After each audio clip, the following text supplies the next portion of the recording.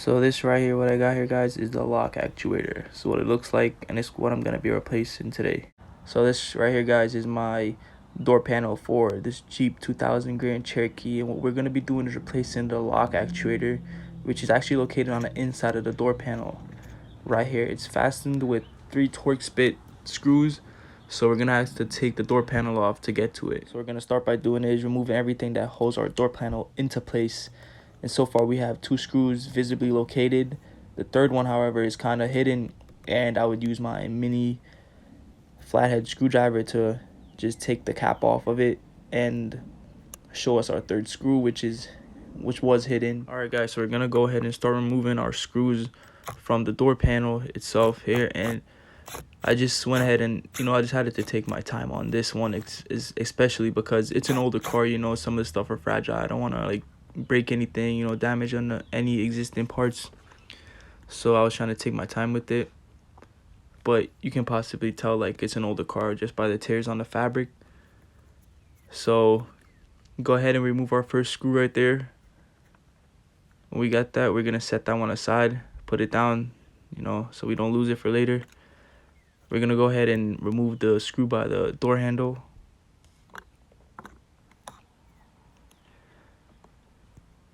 You gotta pull the door handle back a little bit, and it's gonna come out. That's 2. You're gonna go ahead and set that one aside as well. Put that one down, and the third one right up here, we're gonna go ahead and take that one out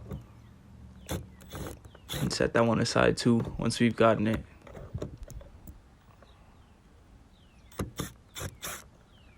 There we go. Set that one aside. So guys, besides the 3 screws that hold the door panel into the door itself, there's some clips on the inside of the panel which we can't see right now, but they also helped hold it in. So I'm just estimating, where those clips are. So guys, I went ahead and I removed the door panel by carefully prying off the clips, those white clips you see down there.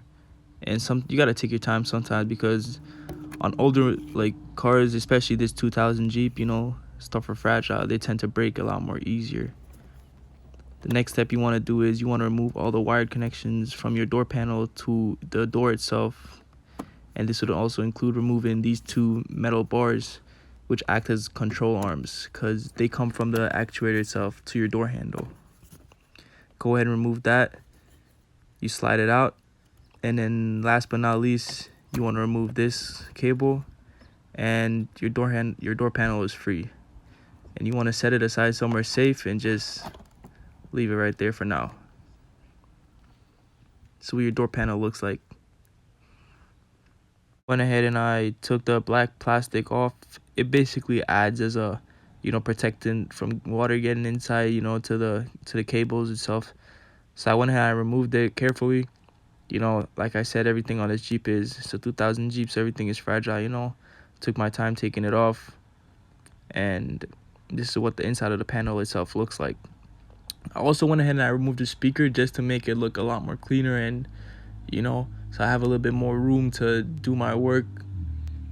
I didn't need to, but at first I wanted to change the cable, the entire cable, the wiring itself, but after taking the door panel off, I realized the wirings and the connections were pretty good, so I just decided to leave it there. This is what everything looks like before I took everything out.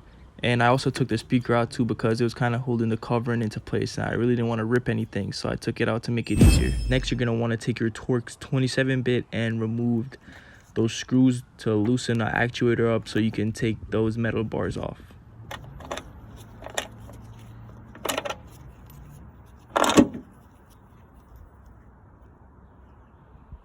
So now that we have our lock actuator loosened a bit, we're going to go ahead and remove that red clip.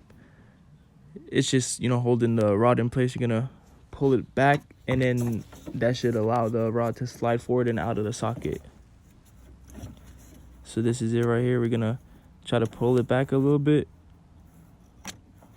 You got it out, and then you pull it out, and that's it. What we're gonna go ahead and do is there's one more rod holding it in place in that position, so we're gonna go ahead and remove it. The same procedure we did with the red cap.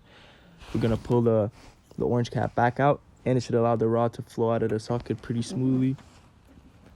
and it'll allow us to have the actuator out of that position, and the only thing that'll be holding it in place is just the wired cable connection.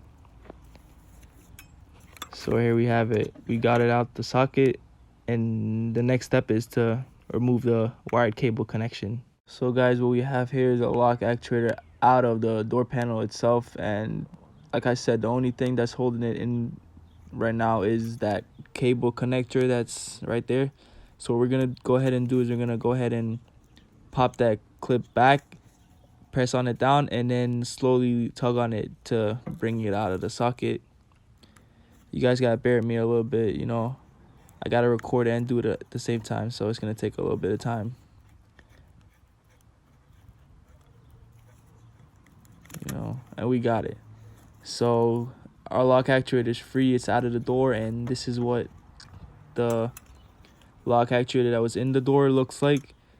You could tell it's pretty worn, you know, and this is what our replacement lock actuator looks like, guys. It's not new, but it's definitely in better condition than our previous one.